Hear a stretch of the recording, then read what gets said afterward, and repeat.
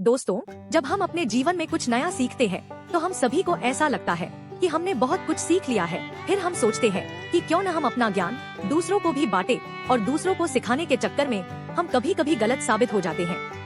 आज की कहानी गौतम बुद्ध और उनके एक शिष्य की है जो 5 साल से उनसे शिक्षा ले रहा था।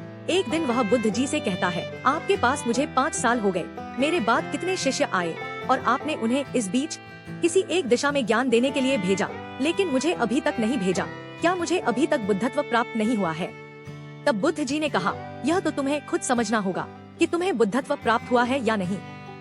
शिष्य बोला, आपने मुझे इन 5 सालों में जो भी उपदेश दिया मुझे वो सब याद है। कृपया आप मुझे एक मौका दे, मैं सभी को अपने ज्ञान से प्रभावित कर सकता हूँ। मैं लोगों को ऐसी बातें बता सकता हूँ जिससे उनके जीवन में शांति आएगी और वो शांतिपूर्ण अपना जीवन जी सकेंगे। बुद्ध ने कहा, ठीक है, तुम पूर्व दिशा की तरफ जाओ, वहाँ तुम्हें एक गांव मिलेगा, वहाँ से तुम भिक्षा मांग कर लाओ और वहाँ के लोगों को अपने ज्ञान से मदद करना। कल सुबह तुम वहाँ जाना और शाम को आकर मुझे बताना कि तुमने कैसे वहाँ के लोगों की मदद की। अगले दिन वह पूर्व की तरफ निकल गया और शाम को जब वह वापस आया तो बुद्ध ने देखा कि उस शिष्य के माथे पर चोट लगी है और खून बह रहा है। बुद्ध ने उस पूछा, तुम्हें यह चोट कैसे लगी?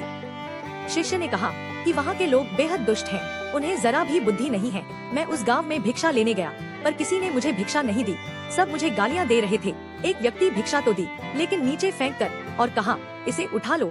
मैंने उन्हें काफी समझाया लेकिन वह मेरी बात सुनने को तैयार ही नहीं थे। उल्टा उन्होंने मेरे साथ हाथापाई की जिससे मुझे चोट लग गई। आप मुझे दूसरी जगह भेजें जहाँ के लोगों में बुद्धि हो। बुद्ध उसकी बात सुनकर मुस्कुराए और बोले कि अगर तुम्हें दूसरे गांव में भी ऐसे ही लोग मिले तब तुम क्या करोगे?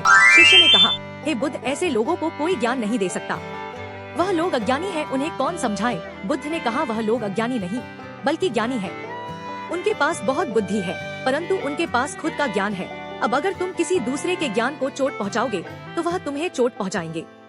तुम्हें ऐसे लोग हर जगह मिलेंगे।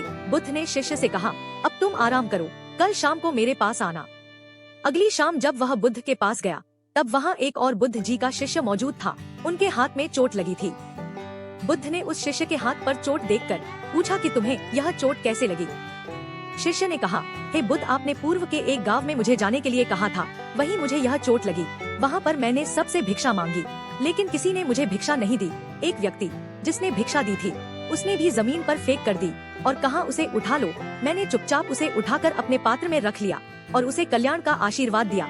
तब उस व्यक्ति ने मुझसे कहा, आप बड़े ही अजीब व्यक्ति हो, मैं आपका अपमान कर रहा हूँ और आप मुझे आशीर्वाद दे रहे हैं। मैंने उनसे कहा कि आप धनी हैं, आपने मुझे दान दिया है, इसलिए मैं आपको आशीर्वाद दे रहा हूँ। कुछ लोगों ने मुझे अपशब्द कहे और मुझ पर पत्थर भी फेंके जिससे मुझे चोट लग गई।